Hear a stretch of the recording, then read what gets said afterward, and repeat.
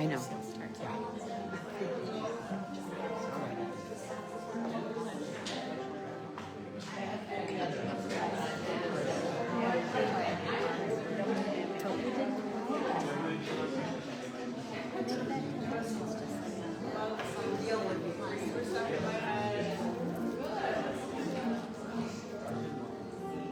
And then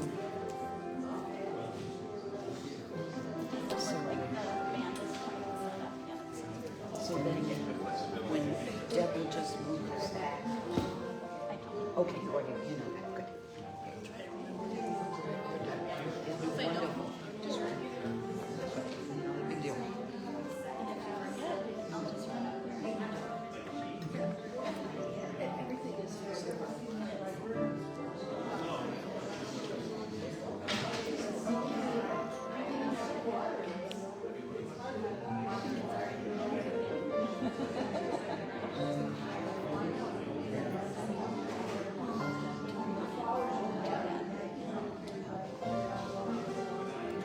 That's a pretty outfit. Oh, thank you. Thank you. I will for sure.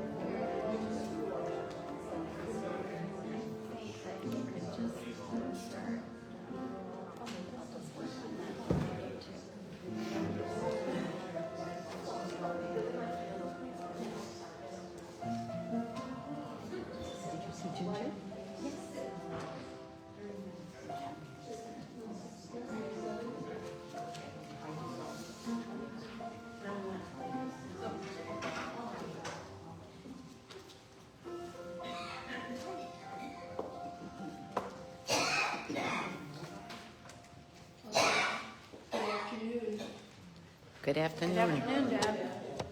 And welcome to the fellowship for today's Sunday service. And welcome to everyone who's virtually watching and those of you that are here. Thank you for joining us today. My name is Deb Plichta, and I'll be the service leader today.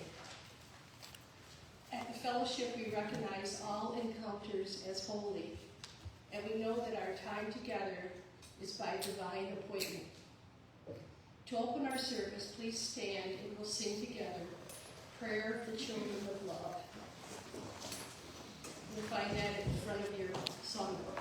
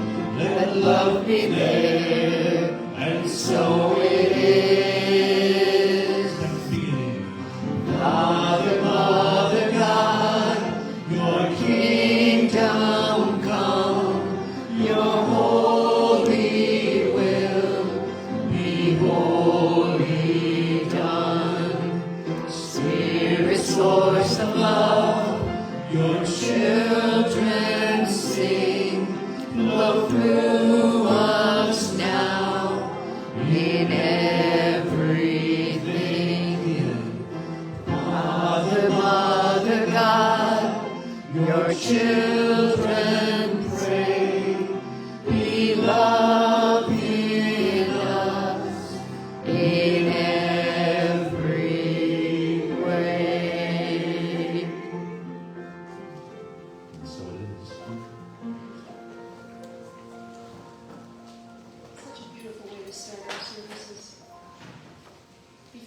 our opening meditation, I'd like to draw attention to the packet that is on your chair, along with today's bulletin. There's a communications card for those of you who have a change in address or telephone, you want to let us know. We can update our records. And if you have any prayers or concerns today, you can fill out this connection card, and we'll be putting this in the basket as it comes around for the offering and doing a special prayer.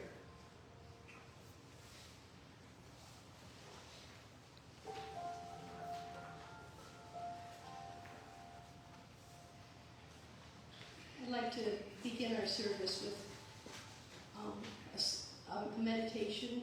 I'm going to ask everyone to get relaxed in the chair. Kind of like if you were going to get yourself relaxed at home to start your meditation, or at least just to quiet your mind. We'll take a couple of deep breaths.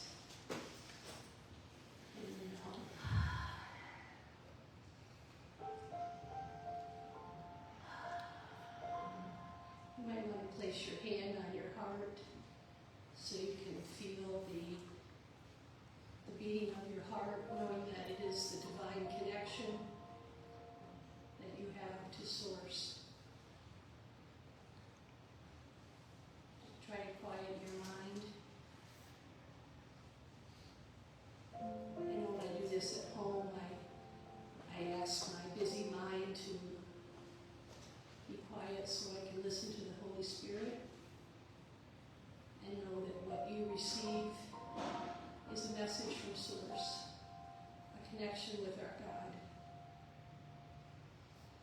We'll take another deep breath just so we're ready to receive the beautiful service that's been planned for us today. Open our hearts,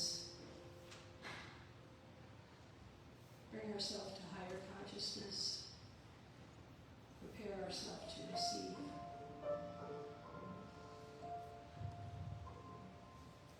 And so it is. Thank you.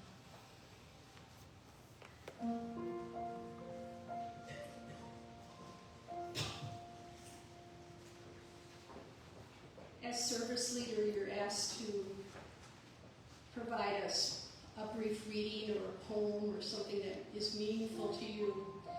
And this book has been floating around my home all summer. I read by Jonathan Livingston Segal. Okay, the first publishing of this was in 1973. And I can truly say that, I got this book right after I graduated from high school and immediately saw a resemblance to myself, to Jonathan. I don't know how many of you remember the story, but what I'd like to do is just give a brief overview of Jonathan. Jonathan was a seagull who the flock wanted him to just be the flock, part of the flock. And he said he wanted to soar. He taught himself how to dive bomb at 200 feet, going 50 miles an hour, and all the other birds said, that's not what we do. And then he learned to do somersaults in the sky and deep dives, and he finally got pushed out of the flock. And so he made his own journey through life, and he always strived to be more than just what the flock allowed him to be. And as the story goes on, and you can kind of see my book is well used. But Jonathan finally does pass on, and he spends some time in heaven. And he learns while he's in heaven that what he was really trying to do was just trying to get to his higher state of consciousness, even though he was a bird.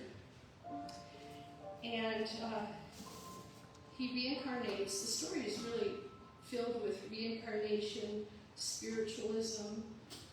It's got some evolution in it. It's got tidbits of higher consciousness. Richard Bach, who wrote the book, went on to write numerous other books. That Illusion was one of them. And But it's interesting, this all came out at the same time A Course in Miracles was coming out. And so I'm kind of putting the pieces together. I think Jesus was really trying to make a big impact in a lot of different ways. So anyway, Jonathan reincarnates, and he comes down to another flock, and this time he's kind of seen as a master seagull. And by the end of 3 months, he had 6 other students. And then by the end of a couple more months, he had like 200 student birds that wanted to get information from the great gull that he was called. So he would sit together with these seagulls on the beach. I kind of think of him like as a sage, maybe a sage bird. And as his students would sleep, exhausted from the day's flying, they would still want to talk with him about things. They talked about precision flying as a step towards expressing our real nature. Everything has limits, us, but we have to put aside those limits. That's why all of the high-speed practice and low-speed aeronautics are important for us, is the advice that he gave. And then some of the birds go to him and say, like, we're not part of the flock. And he says to them that you're really not special. We all have this gift and are special in the divine. I have no more than you have. The only difference, and the very only one, is that they have begun to understand what they really are and have begun to practice it. Thank you. Now, I'd like to introduce the music for today, Nelly. Thank you.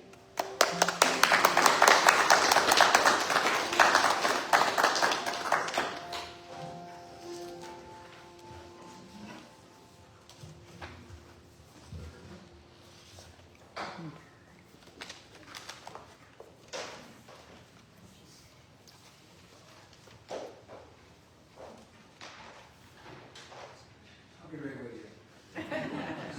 She's going to tell of you.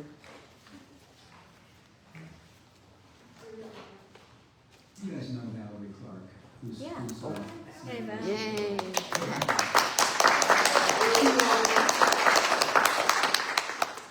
What she has for us today is a song that you might be familiar with, but I think she's got a little deeper intention for it and for us. Feel free to sing with me if you know it. I've been singing this song since I was a little girl.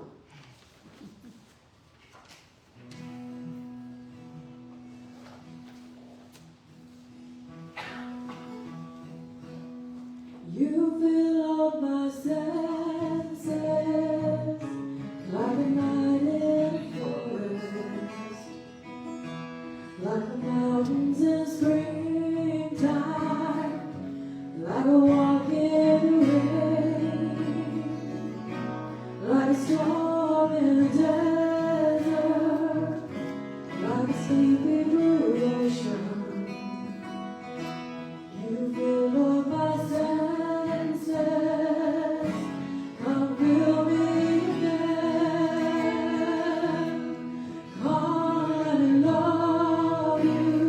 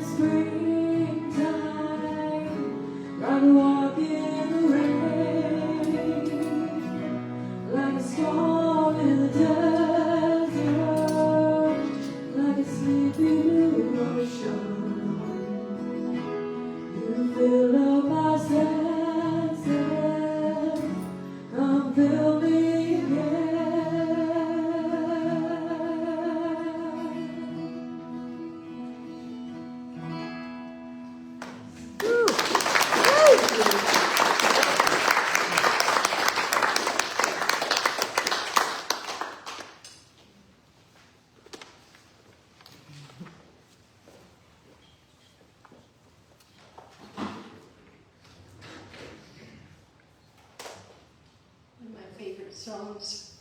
Beautiful. Okay, why don't we sing a song together? A fellowship song, The Essence of Our Being, page number 1. After we sing, you'll want to stay standing and do not mistake.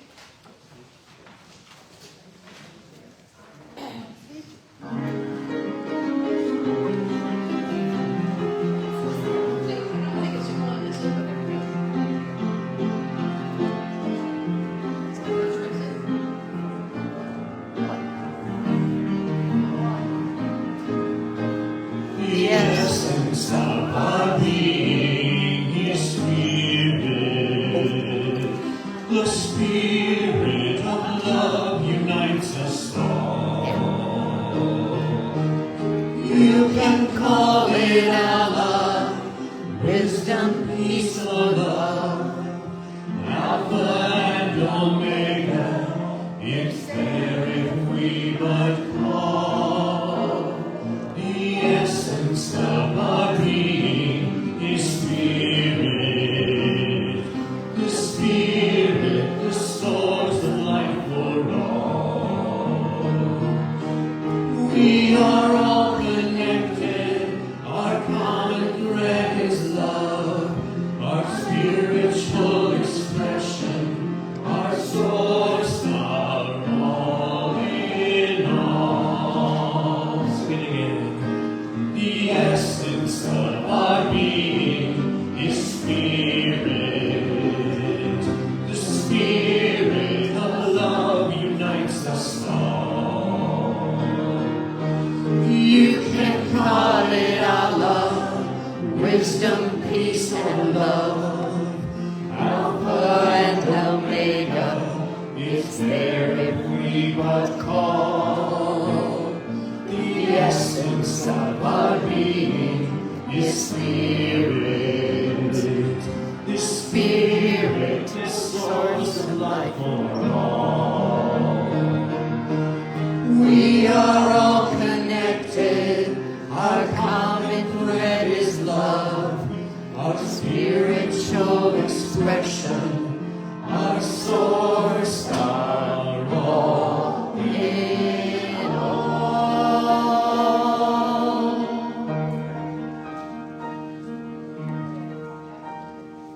Please greet your friends.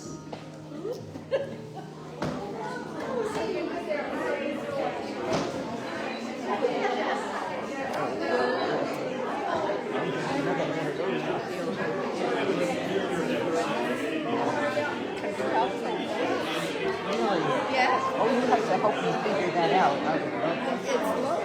It's low. Oh, thank you. Oh. My kids wouldn't believe me. I love you.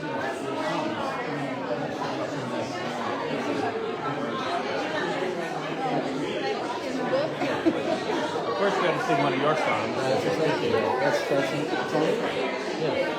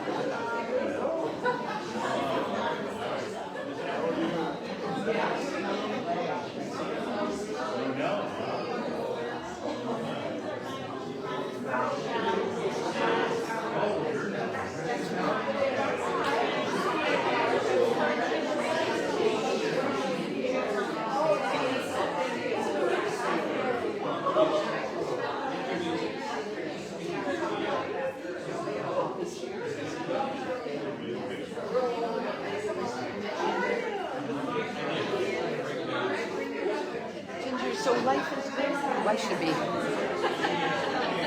I should be doing this.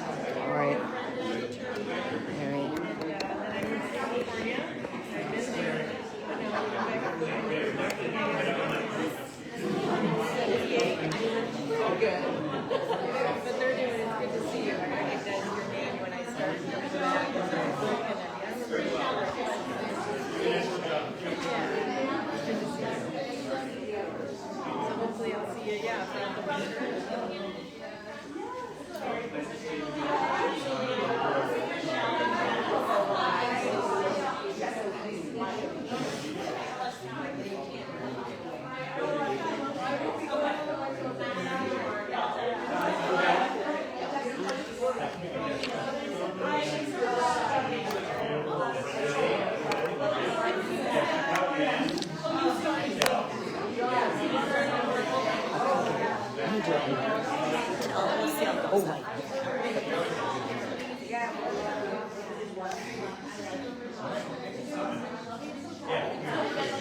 If you will take your seats, please.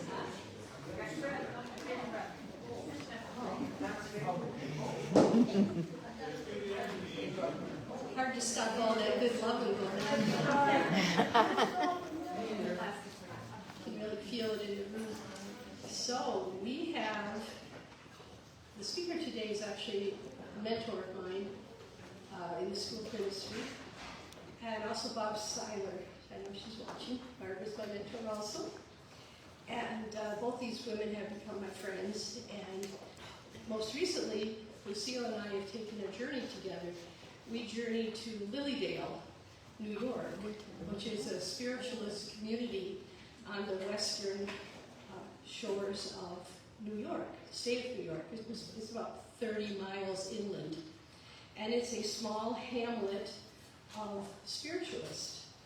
There are about 300 residents that live in Lilydale.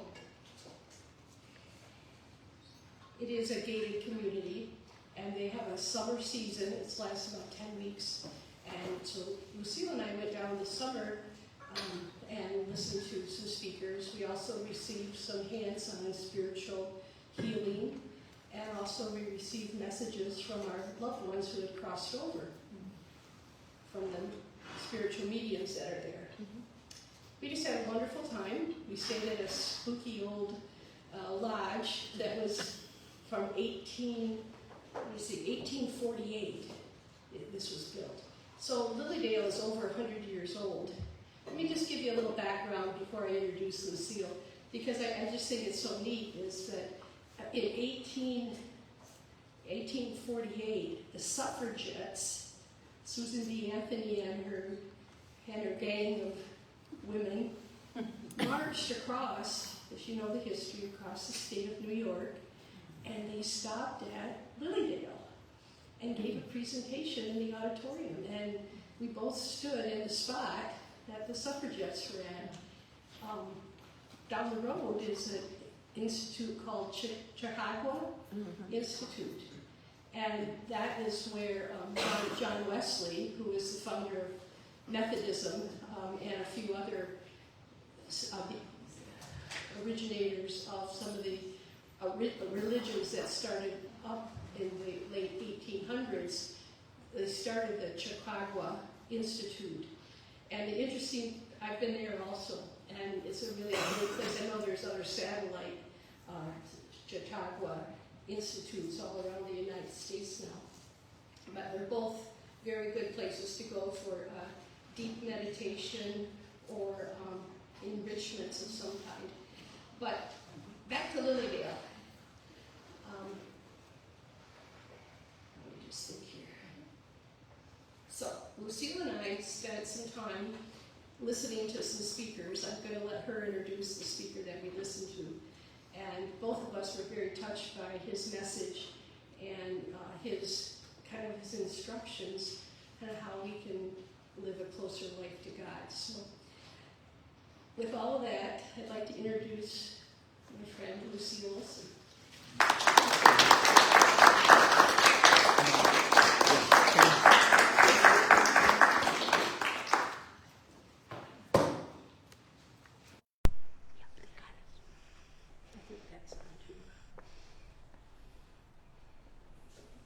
Hello, friends.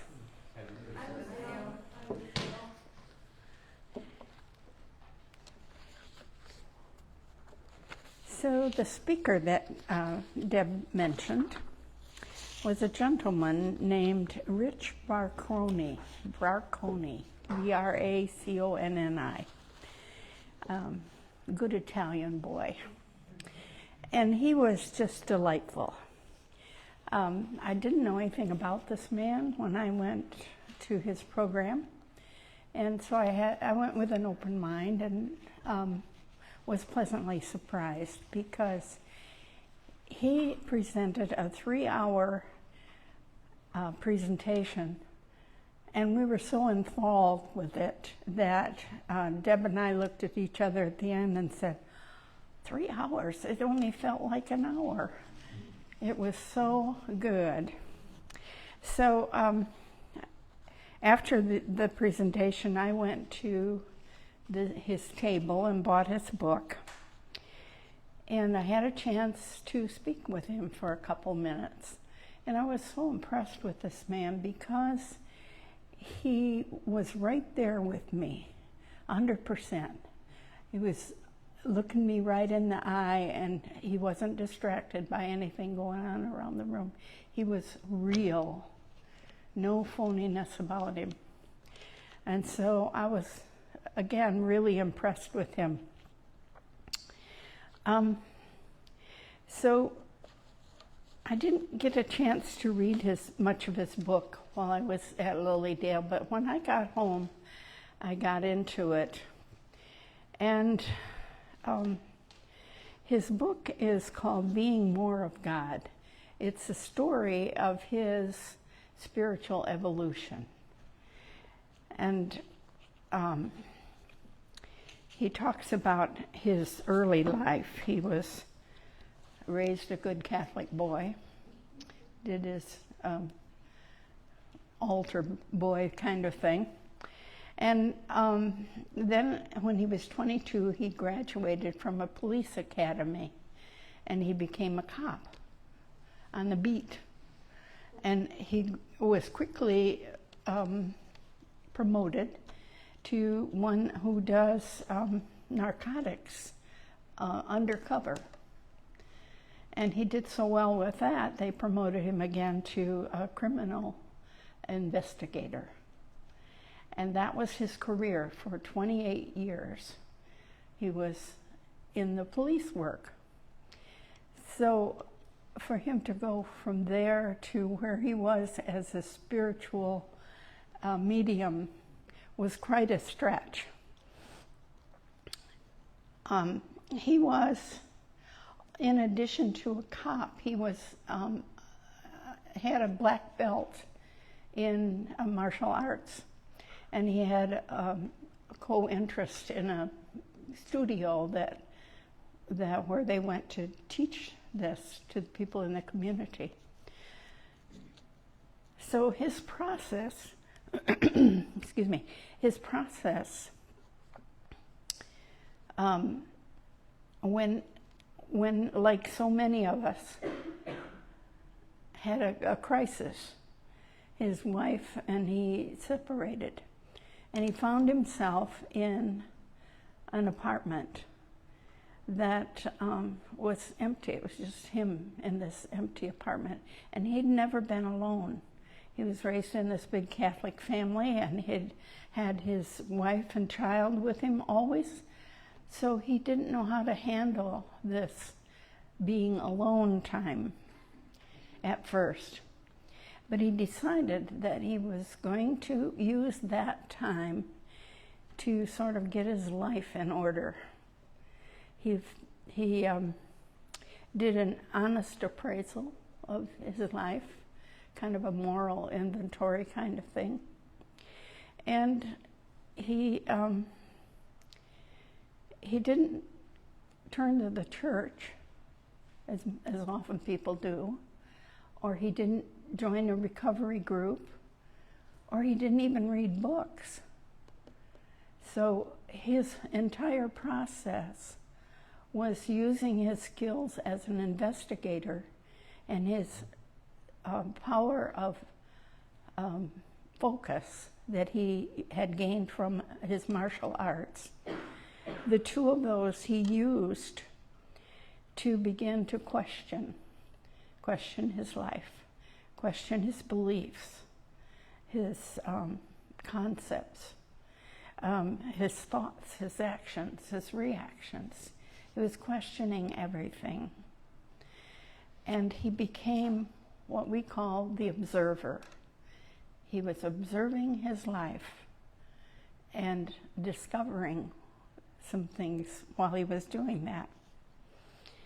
And one of the things that he discovered is what I want to talk about and I'll share with you. When I first read this concept, it was like a light bulb went on in my head.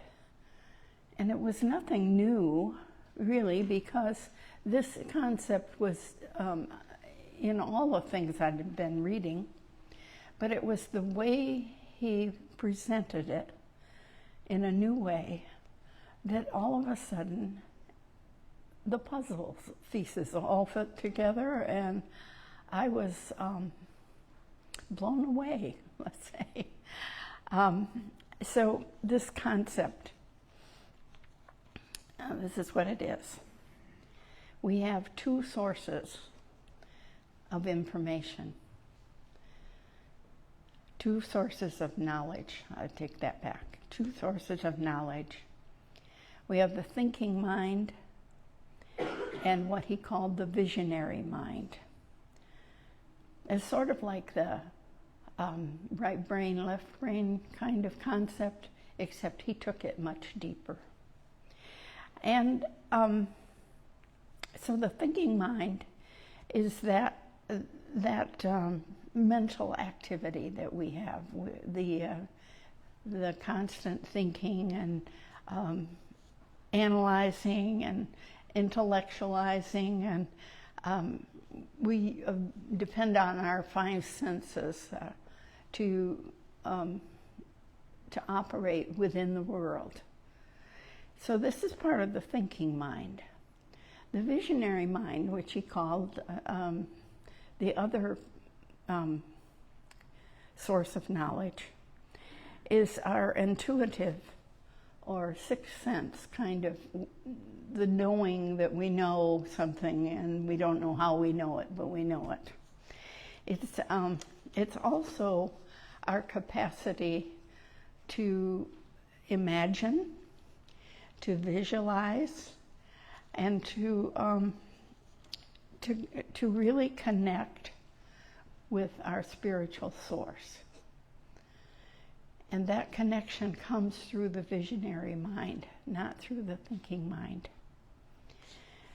The thinking mind is brain-centered.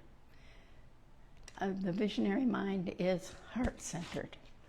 And so we want holistically to have the thinking mind and the heart mind working together in harmony and balance. But if one wanted to become more spiritually centered, we would have to begin to learn to use our intuitive nature. So when you begin to use your intuitive nature, what happens is you get a message, and right away your thinking mind starts doubting. Have you ever had that happen? You get a message and you chicken out. You don't follow up. So he said that this is the thinking mind interfering with our spiritual communication, and it prevents our spiritual development. So he began to work, once he had this whole concept clear in his mind, he took 3 phases. The first phase, he began to observe and to try to identify which mode he was in at any particular time. And one of the ways that he was able to identify was his feeling nature. Because when he was in the visionary mode, he felt calm and peaceful. And as soon as some irritation or some negative little thing came up, he knew he had shifted into the thinking mind. So he said, we shift back and forth every day, all day long. We do this shifting, but we do it unconsciously. So his work in the first few months then was trying to identify where was he at, what was he thinking, how was he thinking.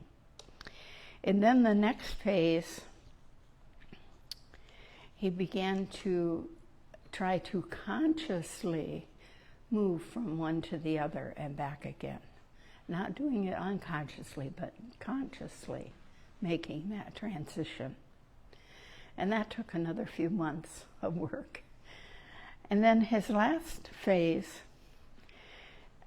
he decided that he wanted to be a more spiritual person, and he would have to spend more time in the visionary mind. And when he got an idea, he would have to act on it with courage and conviction, with faith. And he had some very interesting things happen when he started doing that. But whenever he acted upon an impulse from Spirit, it always turned out to be a loving experience for him or for the other person. So it was as if that inspiration was for love.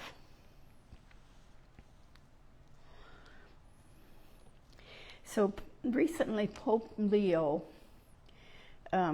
made a statement that I really like. He said, we need to be fluent in silence to counteract the noise of the world. Isn't that beautiful? We need to be fluent in silence. We need to be fluent in being able to be in the visionary mind, the visionary part of us. So,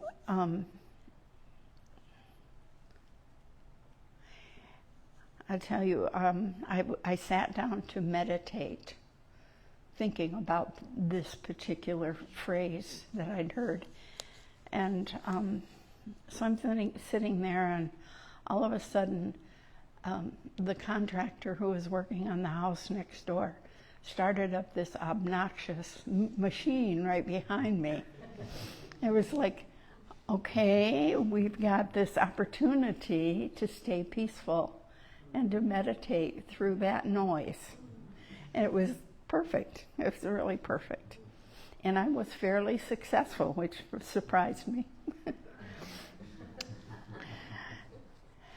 So his thought about spending time alone, he said it's absolutely essential because it allows us to quiet the mind chatter, allows us to make an assessment of our lives. And what we do is open ourselves then to deeper understanding, especially if we grapple with questions such as, who am I? Where have I been? Where am I going? What is my purpose? What is truth? And how do I tell truth from falsehood? What is my soul?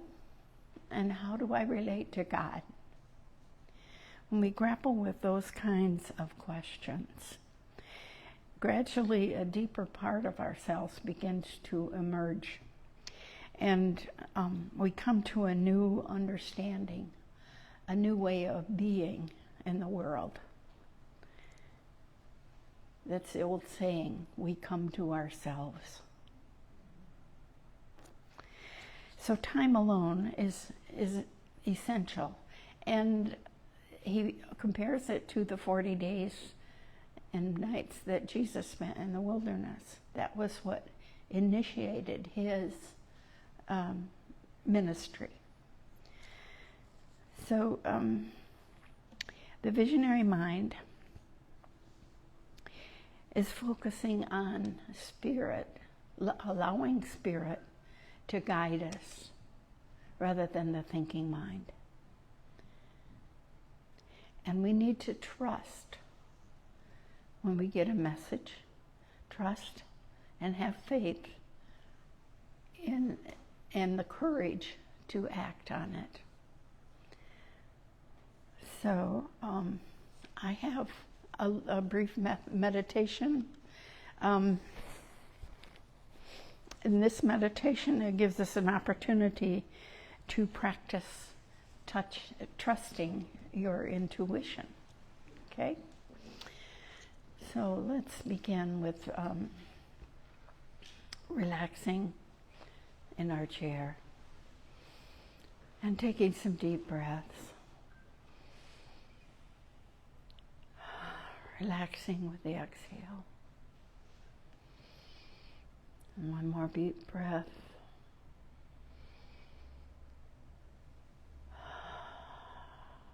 Letting go. And once more.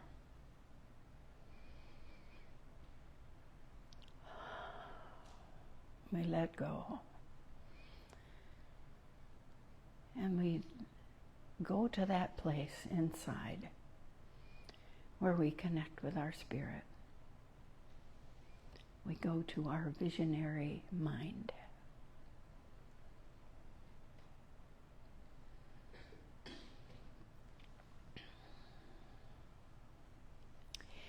And so,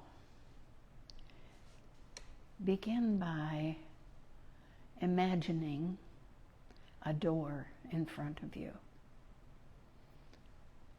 What does your door look like?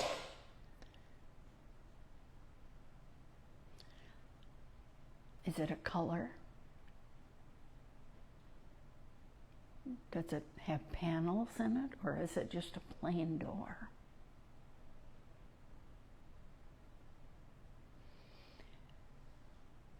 Is the doorknob on the right side or the left side?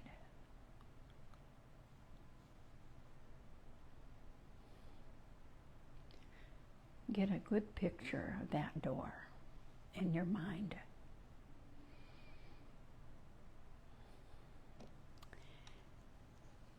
And now we're going to open this door in a moment. And on the other side of this door will be someone from the other side of the veil who has a message just for you. So when you're ready, step forward and open your door and receive your message. We're going to give you a little time to do that.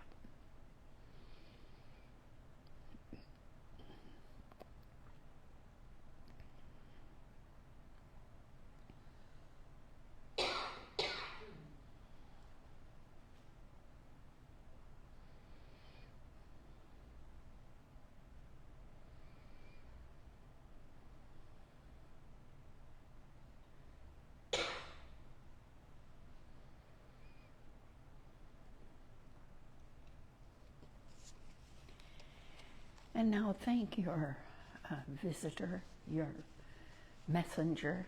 Thank that person. And return through the door.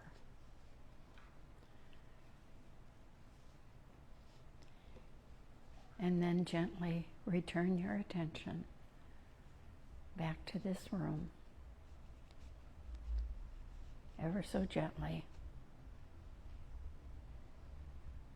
Coming to, and when you're ready, open your eyes.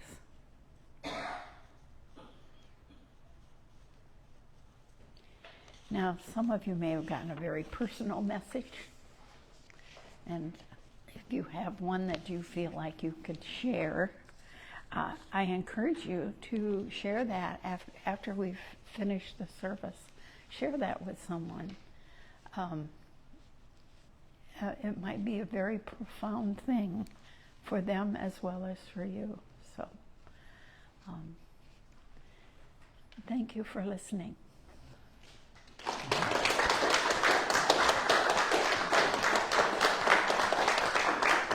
Oh, one other thing. If you're interested, Rich has a website. Expanding the Presence, it's called. Expanding the Presence. And you probably can get his book there if you want. Okay.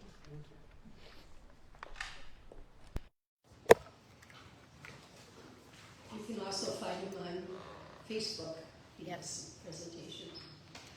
Now is the time for our blessings of the tithes and offerings. We are taught in the Course of Miracles, giving and receiving are one in truth. Every one of us benefits, and our community as a whole thrives because of your generosity. Thank you so much for your generous donations that support the work of the fellowship. As the basket comes around, John will be bringing the basket around. Please hold your tithe or gifts in consciousness as we sing together, I am grateful. Also, the connection card has a space on the back that you can write those that you'd like to hold in prayer. Put that in the basket as it goes along. Thank you. Filling our hearts with so much gratitude for everything that has come, for everything that we are grateful for that will come. Grateful, I am grateful.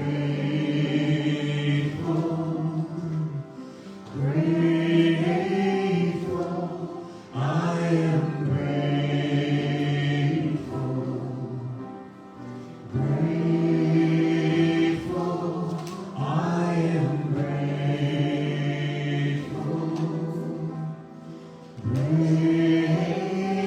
Grateful, I am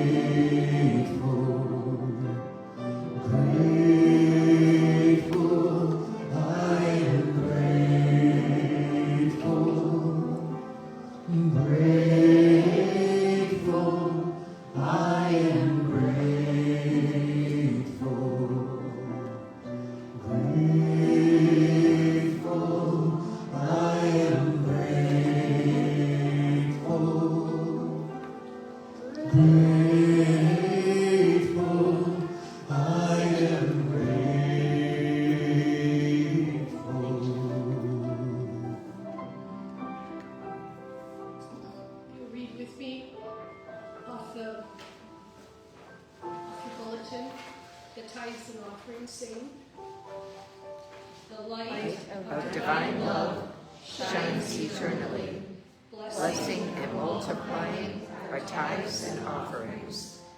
I joyously give, knowing I always have enough to share and to spare.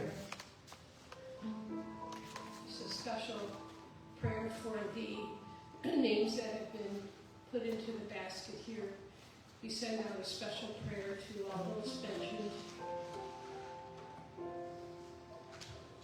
We know that God holds everyone in His love, in His loving arms. We ask that these folks know and have a feeling of love and healing from our source, our divine source of energy. We hold them in our hearts and ask for their peace and love. We know these are prayers will be answered immediately as we say them.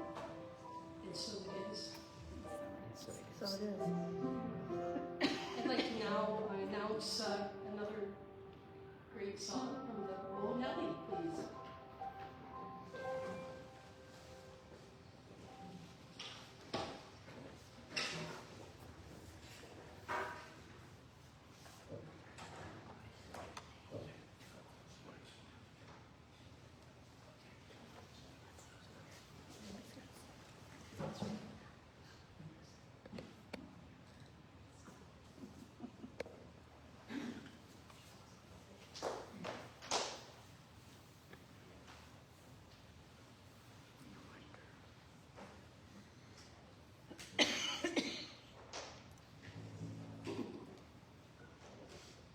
That's how we know Jeanette, right? When she looks like with her guitar. Valerie. That's Valerie. I'm sorry, Valerie.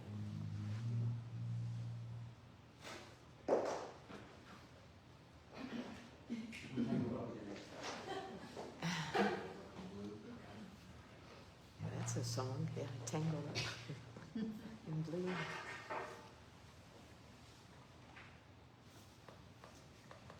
One of the first songs that I learned in my big '76 songbook was it was written by Van Morrison, and I was struck. And turns out that one of the other famous songs that he wrote was Into the Mystic, and so this is a guy. And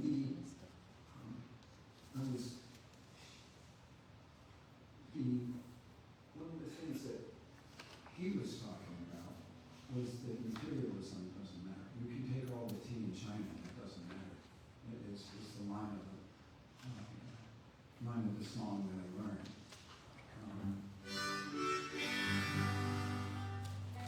So I wanted to. The other part, I'll get to my work now, sorry.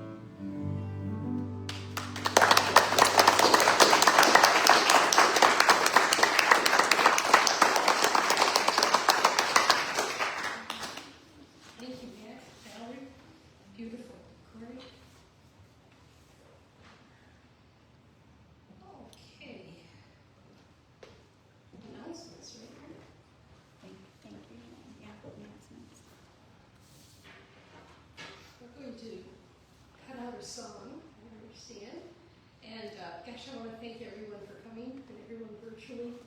Nice to see you again and see you all. Lucille, thank you so much for your beautiful presentation. Reverend Lucille.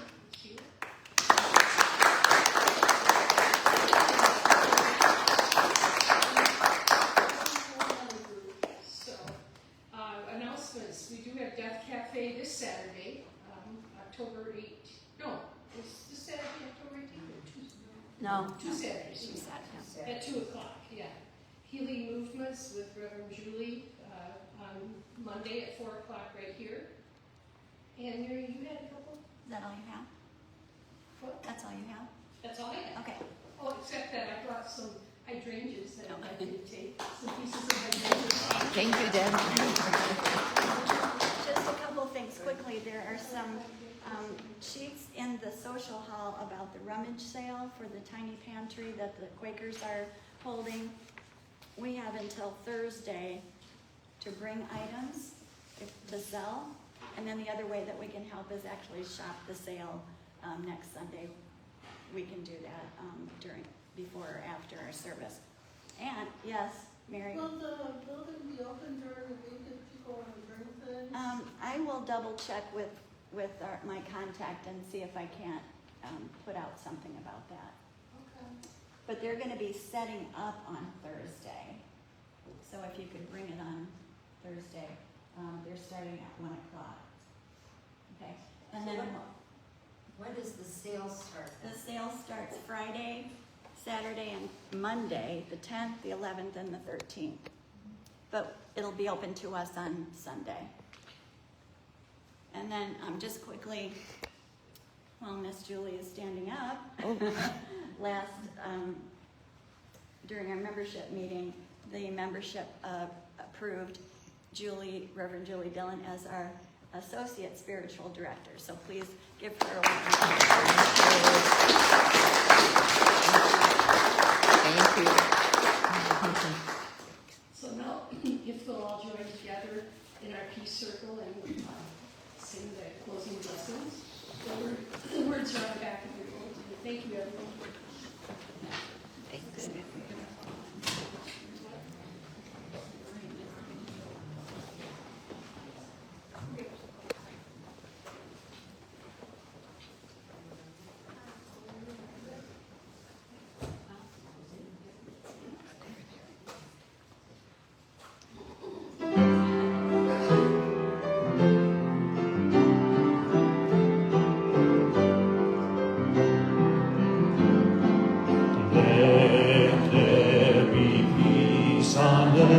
And let it begin with me. Let there be peace on earth, the peace that was meant to be, with God as creator. Family are we. Let us walk with each other in perfect harmony. Let peace begin with me. Let this be the moment now. With every step I take, let this be my joyous vow, to take each moment and live each moment in peace eternally.